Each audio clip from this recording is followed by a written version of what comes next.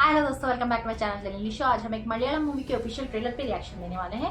Movie का नाम है अशक्कल अय्यराम।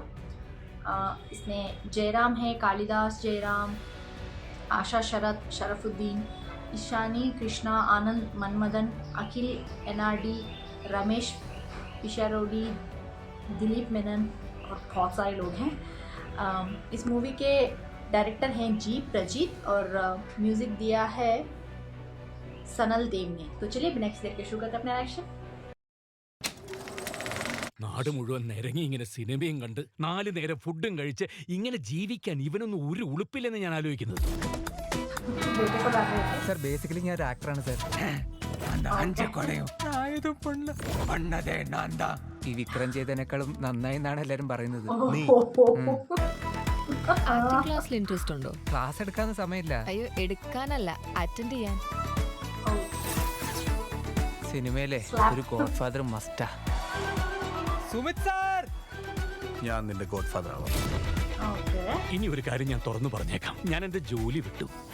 അപ്പൊ കുടുംബത്തിനൊരു വരുമാനം വേണ്ടേ? വേണം. നിങ്ങൾക്ക് എന്നെ വേണ്ടായിരിക്കും, പക്ഷെ സിനിമയ്ക്ക് എന്നെ ആവശ്യ. പറഞ്ഞു. Welcome to Malayalam cinema. നമുക്ക് പട്ടി ഷോ ഇറക്കേണ്ട സമയമായി. അത് നിന്റെ രീതിക്ക് ആയിക്കോട്ടെ, പക്ഷെ ഷോ ഇറക്കണം. ഒരു മത്സരമാകുമ്പോ ഒരാൾ ജയിക്കും, ഒരാൾ തോക്കും. എന്നാലും ഇങ്ങനെ ഉണ്ടാവും ഒരു തോൽവി. ഇവിടെ ഇത്രയും പ്രശ്നമാണെങ്കിൽ ദുൽഖർ സൽമാൻ ഈ പ്രണവിന്റെ അവസ്ഥ എന്തായിരിക്കും അല്ലേ?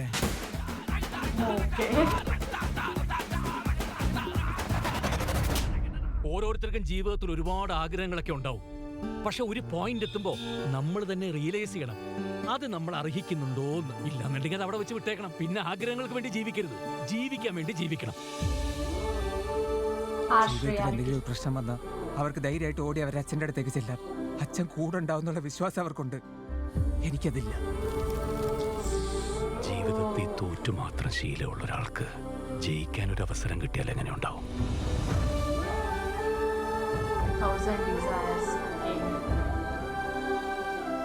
ഇനി ഒരു കാര്യം ഞാൻ തുറന്നു പറഞ്ഞേക്കാം, എനിക്ക് നിങ്ങളെ വിട്ട് പിരിഞ്ഞിരിക്കാൻ പറ്റില്ല. അത് തന്നെ, ഞാനൊരു ഫാമിലി മാനായി പോയില്ലേ. I believed him, yaar.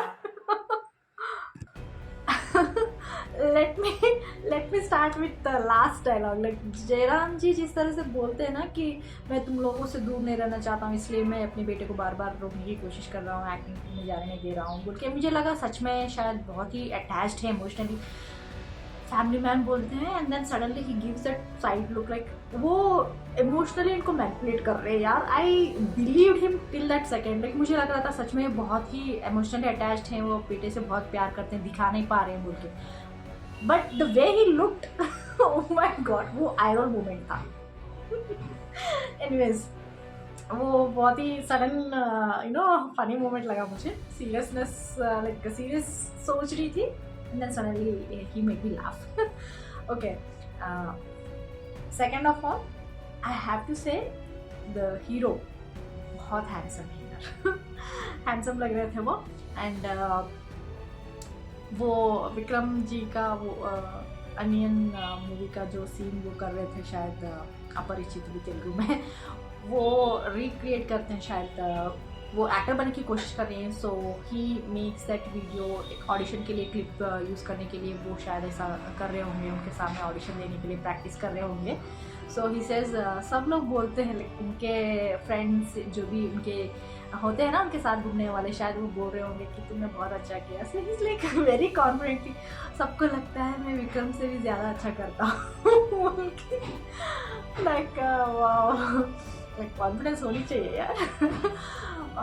वो अच्छा लग रहा था. एंड स्टार्टिंग दिखा रहे थे कि कैसे उनके फैमिली में वो उनके डैड उनको पुश करते रहते हैं कुछ काम करने के लिए, जॉब करने के लिए. And he is like no, मैं एक्टिंग में जाना चाहता हूँ, वो करियर चुनना चाहता हूँ बोल के. He is like you know auditions के लिए जाते रहते हैं and during that time they don't get any money right. So उनको जब तक काम नहीं मिलेगा तब तक ऑडिशन देना ही पड़ेगा. So his father is like हमेशा बैठ के खाता रहता है, कोई काम नहीं करता है. उनके टिपिकल फादर्स जो होते हैं उनको डर लगा रहता है कि कब तक ऐसे ही बैठ के खाते रहेगा. You know at least he has to go out there and see like duties responsibilities को समझना चाहिए. अगर मुझे कुछ हो जाएगा उनको हमेशा रहता है फादर्स को. सो उस उनका जो यू नो नॉर्मल थिंकिंग है उस हिसाब से वो बोल रहे थे. But he is like he wants to make his dream come true. He doesn't want to give up his dreams aspirations. So basically हर घर में जो होता है फादर एंड सन के बीच में उस तरह का चल रहा था.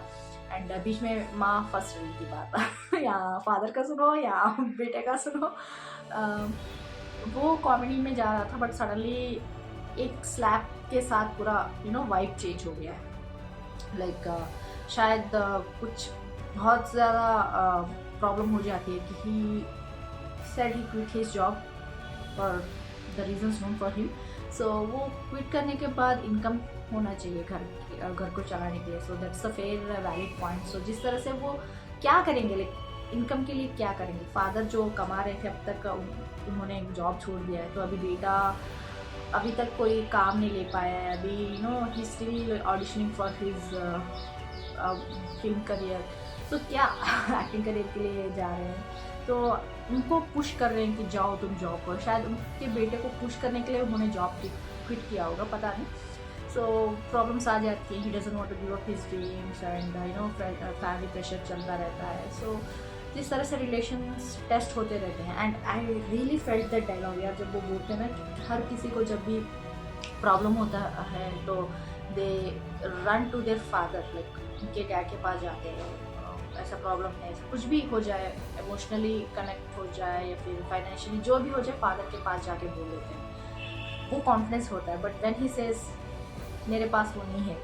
तो जयराम जी का एक्सप्रेशन भी यार बहुत ही उनके सिचुएशन में कोई भी फादर उस तरह की सिचुएशन में अगर बेटा ऐसा बोलता है they feel very you know guilty. Like उनको लगता है कि मैंने शायद इतने सालों में जिस तरह से उसको ट्रीट किया है वो शायद थोड़ा चेंज होता तो बहुत बेटर होता. इस तरह से ट्रीट नहीं करना चाहिए. वैसा वो घूमता रहता है उनके माइंड में कि यार मैं क्यों अपने बेटे को कॉन्फिडेंस नहीं दे पाया, क्यों इतना स्ट्रिक्ट हूँ बोल के उनको भी गलत फील होता है, गिल्टी फील होता है. बट बेटे को भी सोचना चाहिए कि वो अपने रेस्पॉन्सिबिलिटीज़ को निभाते थक गए हैं. सो बेटे को भी समझना चाहिए. सो वो जो फैमिली रिलेशंस के बीच में है उसके बारे में शायद बहुत एलोबरेटली मूवी में दिखाया जाएगा. बट म्यूज़िक बहुत बढ़िया लग रहा था. एंड नो उनके एक्टिंग के दौरान जिस तरह से वो पता नहीं वो अच्छे अच्छे कपड़े पहन के गॉगल्स पहन के सब लोग के साथ अम्ब्रेला वो सब जो स्टार्स होते हैं ना बड़े बड़े सेलिब्रिटी उस तरह से जाते हैं. वो सपना था कि सच में एक छोटा सा गिग मिल गया है, छोटा सा काम मिल गया एक्टिंग का जो वो इस तरह से वो शो ऑफ करने की कोशिश कर रहे हैं. वो थोड़ा मुझे डाउट आया.